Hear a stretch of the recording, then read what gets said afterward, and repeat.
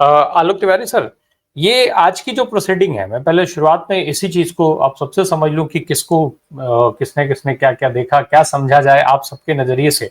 आलोक sir, आज जो जो चीज सुप्रीम कोर्ट के अंदर हुई, जो भी बहस हुई और लास्ट में सुप्रीम कोर्ट ने जो टिप्पणी की, इस पूरे आज की पूरी कार्रवाई को आप कैसे देख रहे हैं? कितनी राहत इसमें दिख रही है और कितना खेल दिख रहा है? देखिए, अभी मैंने आपके ज़रिए जाना है कि आज सुप्रीम कोर्ट में क्या हुआ। हम दिन भर काम में रहे और आके आपके सामने बहस में बैठ गए। लेकिन जैसा कि संधू जी के ने बताया कि सुप्रीम कोर्ट ने इस बात पे थोड़ा तवज्जो दी कि जो है उनके वक़्फ़ में आप हिंदू मेंबर जो है कैसे आप बिठा लेंगे। देखिए, इन्होंने चाल ही इसलिए चली थी, आपने तो अभी अपने यहाँ प्रवेश करा सकते हैं श्राइन बोर्ड में, काशी विश्वनाथ मंदिर की ट्रस्ट में करा सकते हैं? नहीं करा सकते ना। तो इक्वालिटी कहाँ से आती है? आपको ध्यान होगा जगन्नाथपुरी में एक बार श्रीमती इंदिरा गांधी जी को रोक दिया गया था विशेष कारणों से, लेकिन वो बहुत सभ्य महिला थी, वो चली आई। अभी विगत दिनों विश्वनाथ जी में इनकी जो मथुरा से सांसद हैं, दिलावर खान की पत्नी आयशा बानो, उनको रोक दिया गया था।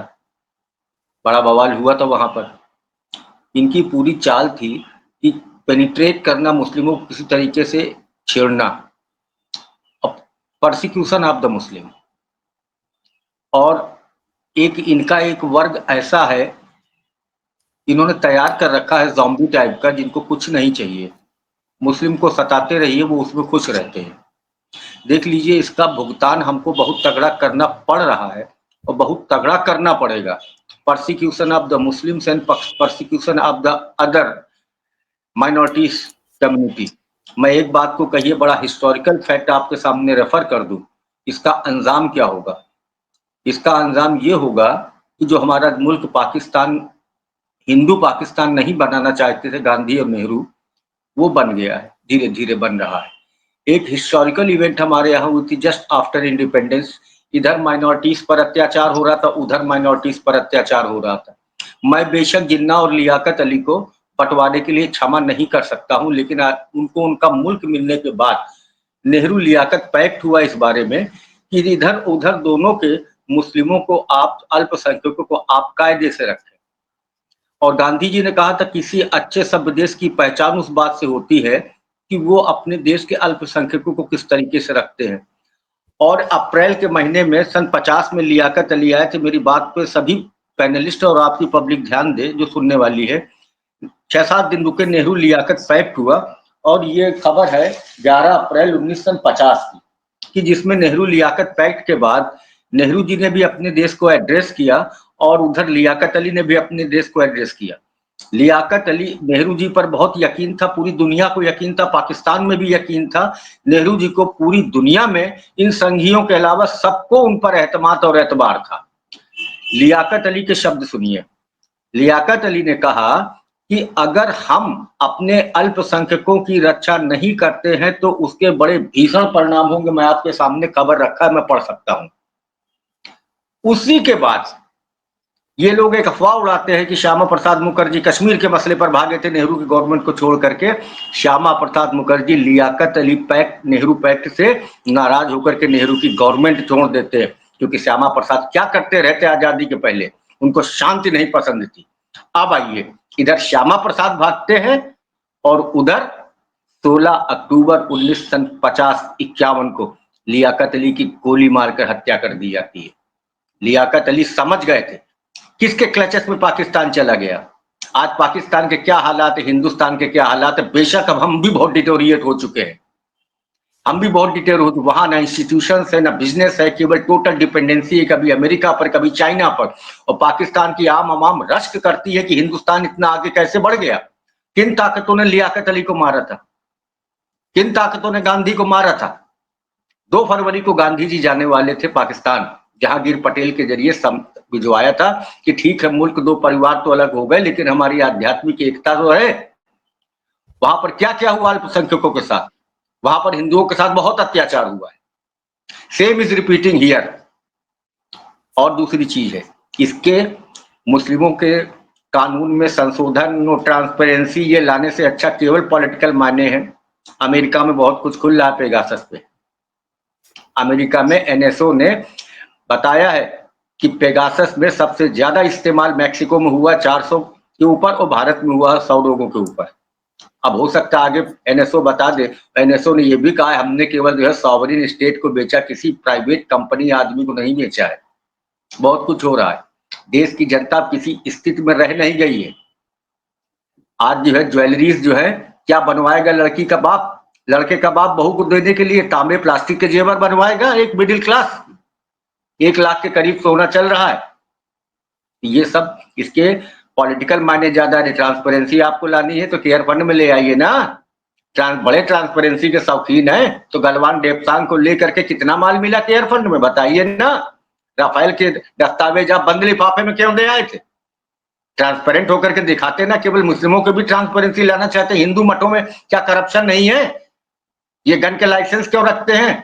हज ट्रस्ट से जुड़े मुकदमे क्यों हो रहे हैं? जर जमीन जोरू तीने तो झगड़े के कारण होते हैं। इलाहाबाद में एक मठाधीश गुरु ने अपने शिष्य की हत्या करा दी थी। आप सब तरफ लाइए ना। हैदराबाद में आपने जो है सारे नॉन हिंदू एलिमेंट्स को, पंडित पुरोहित की तो बात छोड़िए, सारे स्टाफ को निकाल दिया। जनाब आप कैसे हो गए कि आप हर बात में मुस्लिमों का ही भला करना चाहते हैं? हिंदुओं को तो भूल ही गए। मुस्लिमों के लिए विधेयक लाएंगे, इससे मुस्लिम का भला होगा, 3 तलाक से मुस्लिम का भला होगा। हरियाणा में बोल रहे थे मुस्लिमों का भला होगा। ऐसे मुस्लिम का भला होगा कि बंगाल से एक मजदूर कमाने गया तो उसको गाय की मांस खाने के नाम पर मार दिया मजलूम को, और उसके बाद वहां का चीफ मिनिस्टर आते हैं उसको जस्टिफाई करता है क्रिया की प्रतिक्रिया। बाद में लेबोरेटरी में पता चला कि वो मांस गौ का था ही नहीं। भला करना चाहते मुस्लिमों का? आप मुल्क को गर्क कर चुके हैं। ये मुल्क पाकिस्तान बन रहा है। आलोक सर, एक ये जो मैं समझना चाह रहा था, थोड़ा और विस्तार से आपसे समझना चाहूंगा मैं इसको, मतलब थोड़ा और क्लियर मामला चाहिए इस पर। हिंदू धर्म के जो मंदिर हैं और उनके जो मैनेजमेंट बोर्ड है, जो बोर्ड उनके लिए बनाए गए हैं, उनमें और वक्फ में कितना बड़ा डिफरेंस है? कैसे हिंदू धर्म के जो बोर्ड हैं वो धार्मिक हैं, धार्मिक उसका आधार है, धर्म के आधार पर बना हुआ है, और वक्फ जो है वो रिलीजियस नहीं है? आखिर ये जो दावा है वो कैसे? ऐसा है कि वक्फ से जुड़े हुए तमाम सारे जो है वक्फ मैनेज करती है, मस्जिदों को मैनेज करती है, मदरसों को मैनेज करती है ना। तो ये एक चैनल के थ्रू उसमें घुसना चाहते हैं।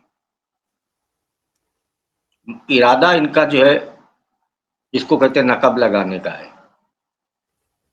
बहुत सी वक्फ जो है रिलीजियस काम करती है ना। रिलीजियस काम में है मदरसे चलाना, मस्जिद, तो उसके थ्रू इसमें घुसना चाहते हैं। हिंदुओं की ट्रस्ट में क्या है, करप्शन से कौन सा पार्ट छूटा हुआ है, भारत का कौन सा पार्ट छूटा हुआ है? मुझे तो धीरे धीरे मुसलमानों से ईर्ष्या होने लगी है कि सब कुछ उन्हीं के भले के लिए सोचा जा रहा है, हमारे हिंदुओं के लिए कुछ सोचा नहीं जा रहा है। हाँ, हमारे मित्र लोग यहाँ बैठ के एक शब्द पर जो है बहुत चर्चा कर रहे हैं, पंचर। इसके बड़े शटल माने हैं। वो देश पंचर कर चुके हैं। इस देश की स्टेपनी पे पहला चूजा मारा गया था, नोटबंदी, जीएसटी। हालात बहुत ज्यादा जर्जर है, बहुत ज्यादा जर्जर है। ये देख लीजिए एक किस्म का एक सेक्टेरियन स्टेट बनाना चाहते हैं। और ये जो बातें हुई हैं बार बार, ये मुनादी है हिंदू राष्ट्र की इनकी। मैं लियाकत नेहरू पैक्ट के बाद एक बात और आपके सामने क्लियर करना चाहता हूँ। ये मैं बार बार आपको सिर्फ 47 तक लिए जाता हूँ। देश की जो बुनियाद पड़ी थी, ये बुनियाद पे हथौड़े चल रहे हैं। उस बुनियाद पर हमने इज्जत पाई है। जो ये पटेल साहब को बहुत कुछ अलग करके बताते हैं ना, तो ये जो नेहरू लियाकत पैक्ट के बाद जब वल्लभ भाई ने इस बात को कहा था कि गांधी जी ने नेहरू को सन 50 में उनकी मौत के बाद कि प्रधानमंत्री बनाया, और नेहरू ने उसे बहुत सही साबित भी किया। Nehru is the leader of our legions, और उन्होंने हिंदू राष्ट्र की परिकल्पना को बहुत ही ओपन शब्दों में पागलपन कहा था। ये साहब जो बार बार ये बातें हो रहे हैं, अभी और भी तमाम है, 2-3 स्टेट के चुनाव है ना, और ये एक किस्म का लगातार धर्म की बातें, उन्हीं मसलों पर चर्चा हो रही है। पंचर की तो बात छोड़िए, जब वो इंट्रोड्यूस हुए थे सेंट्रल पॉलिटिक्स में, तो एक इंटरव्यू में तो उन्होंने किसी मुस्लिम के मर जाने की तुलना कुत्ते से भी करी थी। क्या नरेंद्र मोदी ने गाली देने से किसको छोड़ा? पत्रकारों को छोड़ा है? हम आवाम को छोड़ा है? नोटबंदी के समय हम लाइन में लगे थे, मेरा बड़ा वास्ट एक्सपीरियंस है नोटबंदी में, नोट एटीएम और उसके बाद लगने का। क्या कह रहे थे जापान में, चोर परेशान है, हम चोर थे। ताली बजा के कह रहे थे बेटी की शादी हो गई, तय है, फिक्स है, पैसे नहीं है। वो वाकया मैं जिंदगी भर नहीं भूल सकता। वो हमारे यूपी के शाहजहांपुर के एक शुक्ला जी की बेटी की शादी थी, बुकिंग थी, बड़े सारे पेमेंट्स करने थे, पैसा फंसा हुआ था, शुक्ला जी ने सुसाइड कर लिया था। क्या सीएस को गाली नहीं दी, क्या डॉक्टर को गाली नहीं दी? आप विपक्ष के नेताओं को गाली देते, they are the representative of this public, उसको गाली आप नहीं देते हैं? जर्सी गाय, विधवा, फलाना ढिमाका, गाली की तो राजनीति चल रही है। ये एक किस्म का एक साहब एनेस्थीसिया है। अभी अभी 50 रुपया सिलेंडर में बढ़े हैं। जब आपके जो है आप बिना एनेस्थीसिया के डॉक्टर को ऑपरेशन करने देंगे, ओटी से भाग जाएंगे। ये एनेस्थीसिया लगा रहे हैं हिंदू पब्लिक के, वो सवाल न उठाए। अरे अपने मोहल्ले में इलाके के आसपास मैं प्योर हिंदुवाने में रहता हूँ, 10 तो पंचर वाले हिंदू है। अच्छा वो क्या हमारे कानपुर में कि जो टेनरीज वाले हैं अरबपति हैं, जहाँ से लंदन तक उनका कारोबार है, हब है हमारा, उसमें पंचर बनाते हैं। उनके यहाँ जाने कितना हिंदू काम करता है। अभी वो एक बाबा नहीं लेके आया रुआवजा, रुआवजा लेके तो आ गया है। ये इनके जो फ्रिंज एलिमेंट है, वो कुमार विश्वास, उसने क्या टिप्पणी करी थी शत्रुघ्न सिन्हा की बेटी शादी के समय।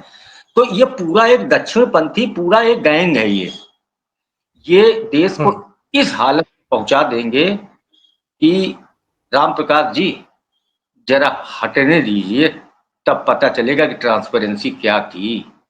अरे एनएलसीटी में बता दें ट्रांसपेरेंसी है, एनएलसीटी में बता दें। ये बहुत बुरे हालात हैं। ये देश की बुनियाद पर हथौड़ा चला रहे हैं, ये देश को फ्यूडलिज्म में लिए जा रहे हैं। हमारी ये मुगलते भरे देश की इज्जत खो चुकी। इन्वेस्टमेंट क्यों नहीं आ रहा है? इसीलिए इन्वेस्टमेंट नहीं आ रहा है। अरे आपका अपना कारपोरेट नहीं इन्वेस्ट कर रहा है। कारपोरेट ने किया क्या? केवल डिविडेंड दिए हैं। हमारे कारपोरेट बहुत होशियार हो, तो वो जानते हैं कि सरकार क्या है, हम पैसा ना फंसाएं। सोना 96 रुपया जो है चैन और अंगूठी खरीदने से नहीं बढ़ा है। बिजनेस मरा हुआ, फैक्ट्री ओनर प्रोड्यूस नहीं करना चाहता है, वो जानता है कंजम्पशन होगा नहीं, तो सोने में लगा दो। 3-4 राज्यों के चुनाव है, वो चुनाव के लिए कुछ भी कर सकते हैं। केवल चुनाव चुनाव चुनाव चुनाव, राजनीति चुनाव। जी, मैं आपको चुनावी एक बात मैं जी जी आधे को बता दूं, ये केवल राजनीति ही तो कर, ये एजेंडे की राजनीति कर रहे हैं। राजनीति मैं पंडित नेहरू को महामानव मानता हूं, मैं उन्हें राजनीति की नहीं मानता हूं। He was a very poor partisan, मैंने ओपनली कहता हूं। आप कभी महाभारत सीरियल देखिएगा, कृपाचार्य छोटे छोटे बच्चे थे, कौरव और पांडव उनको शिक्षा दे रहे थे। राजा जब राजनीति में ज्यादा पड़ जाता है तो राजधर्म से पतित हो जाता है। आज जो है राजधर्म से बिल्कुल पतित है। आप केवल उद्घाटन मंत्री बन के घूम रहे हैं, कुछ नहीं। मुझे सबसे बड़ी दिक्कत है, मुसलमानों की तो बात छोड़ दीजिए, मुझे हिंदुओं की बड़ी दिक्कत है, इनके मुस्तकबिल का क्या होगा। बिल्कुल। और दूसरी एक चीज बस 2 सेंटेंस में बस जल्दी से खत्म कर रहा हूँ। क्या कौन आदमी इस्लामिक है, कौन आदमी इस्लामिक नहीं, क्या उसके अगर सीसीटीवी लगाया जाएगा, पन्ना प्रमुख निगरानी करेंगे? अरे इस्लामिक पहले अपना साबित, हिंदू पहले अपना साबित होकर दिखा दे। ऊपर तक का कपड़ा पहन के गंगा नहाते, हमारे यहाँ 2 बस उतार के पुरुष गंगा नहाता है, महिलाओं की तो मर्यादा होती है। अरे कुछ साबित करें, देखे कौन मुसलमान है। बिल्कुल।